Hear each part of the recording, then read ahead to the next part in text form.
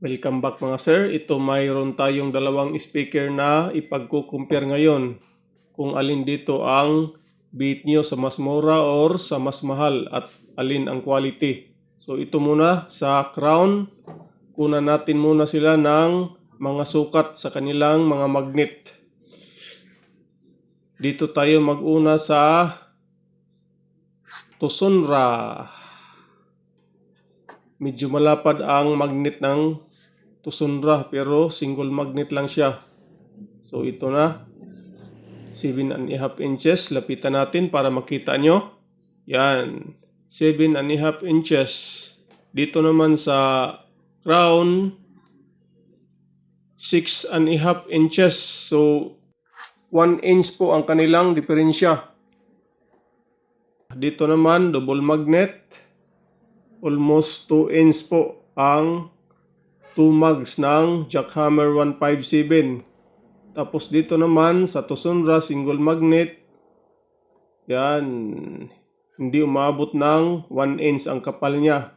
Sa presyo naman ito mga sir, itong Jackhammer 157 ay nasa 43 to 45 at ito namang Tucsunra ay nasa 2,200 pesos. Depende sa seller na pagkukunan nyo. Dito naman sa kanilang mga basket ay wala pong butas ang Tucsunra at ordinary metal lang po ang kanyang basket. Dito sa kanyang speaker terminal ay hinang-hinang lang. While dito sa Jackhammer 157, aluminum die-cast po ang kanyang basket at naka-fuse type ang kanyang speaker terminal. Tapos meron siyang mga cooling pins dito sa paligid ng kanyang mga magnet. So ito ang malaking pinagkaiba sa dalawang speaker na to. Tapos dito sa gilid may singawan pa ito papuntang voice coil. Kung halimbawa magdamag ang bakbakan, so meron siyang labasan ng init mula sa kanyang voice coil dito sa gilid, except pa dito sa kanyang mga cooling pins na aluminum din. At ngayon, dito naman tayo sa kanilang cone sa pangharap. Tingnan natin kung alin dito ang mas matibay, mas maganda sa mumurahin ba or sa mamahalin na speaker. So dito, muna tayo sa kanyang spider. Kulay brown ang spider ni Jackhammer 157. Tapos itong speaker na to ay pinalitan na ito ng voice coil. So ito ang kanyang pigtail at speaker terminal. So okay lang din naman. Sakto lang sa kapal ang kanyang pigtail. Tapos ito ang kanyang spider. Di malambot, di rin matigas. Sakto lang. While dito sa Tucsunra, ito ang kanyang pigtail at spider. Yan. Sakto lang naman sa kapal. Di lang magkalayo doon sa Jackhammer 157. Tapos ito ang kanyang spider. Sakto lang din. Di matigas, di rin malambot. At makapal din naman ang kanyang spider. So naka-single spider lang pala to sila lahat. So ngayon, dito tayo sa kanilang harap. Sa kanilang cone. Ito si Jackhammer 157. Meron siyang tatlong surround hams na maliliit at corrugated po ang kanyang cone. Tapos ito ang kanyang dust cap. While dito sa Tucsunra, plain po ang kanyang cone at treated po siya. Dito sa kanyang surround damper ay meron siyang dalawang hams na malalaki. Tapos ito ang kanyang surround pad, medyo manipis compared dito sa Jackhammer 157 na makapal at malapad. Ito makapal din naman pero medyo manipis lang. Sa dust cap naman halatado na mas malaki si Tucsunra dahil 800 watts po ito at 75 mm ang kanyang voice coil. While itong si Jackhammer 157 ay 64 mm lang ang kanyang voice coil. Now let's go for actual testing gamit itong ating Sakura 737 at cellphone player lang na connected sa Bluetooth.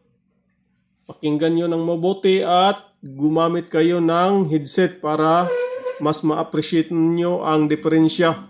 Dahil sa tinga-tinga lang ay hindi natin gaanong ramdam ang kaibahan. Lalo na dito sa video na gumamit lang tayo ng mumurahe na cellphone. So, play tayo ng songs at volume. Ingat lang mga sir, baka magdikit ang positive at negative mula sa ating speaker. Check damage ang ating amplifier.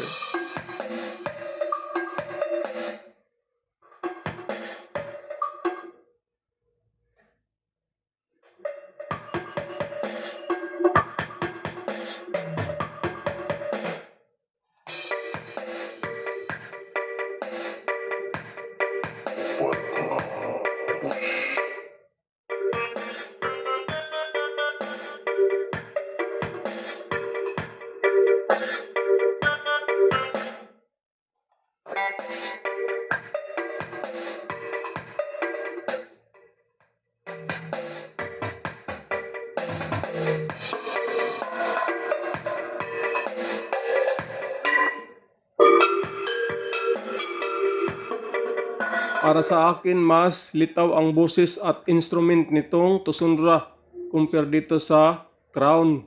Ulit, pakinggan nyo ng mabuti.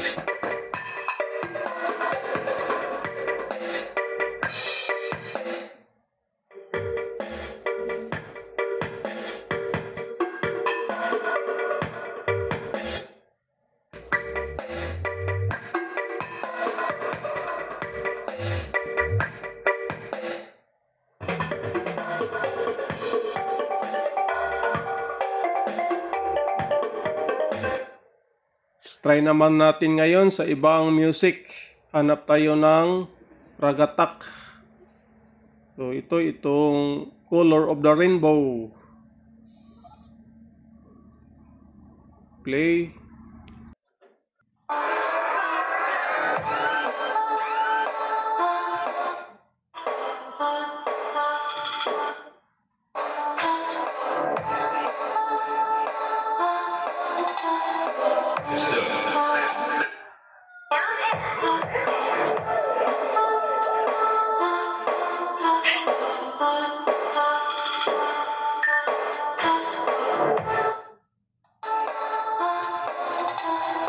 Litaw na litaw ang boses at instrument ni Tusundra pero masakit sa tenga. Ito naman si Crown ay katamtaman lang pero di masakit sa tenga.